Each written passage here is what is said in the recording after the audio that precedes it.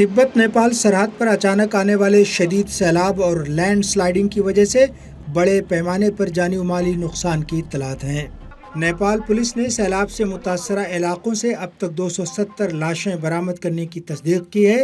हुक्काम के मुताबिक तकरीबन 1000 अफराद अब भी लापता हैं, जिसमें 500 से ज़्यादा बैरूनी सयाह हैं, इसलिए हलाकतों की तादाद में इजाफे का खदशा है।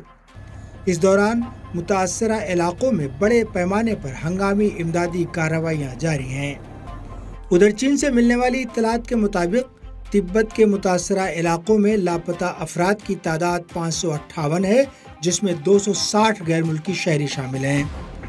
इमदादी सरगर्मियों के लिए नेपाल की फ़ौज ने 2000 से ज़ायद फ़ौजी एहलकार तैनात किए हैं, जो ज़मीनी और फ़िज़ाई सर्च एंड रेस्क्यू ऑपरेशन में हिस्सा ले रहे हैं।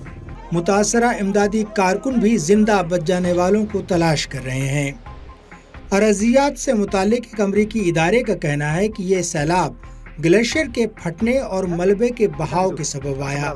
इसी वजह से नशीबी इलाकों में तबाहकुन असरात मुरतब हुए।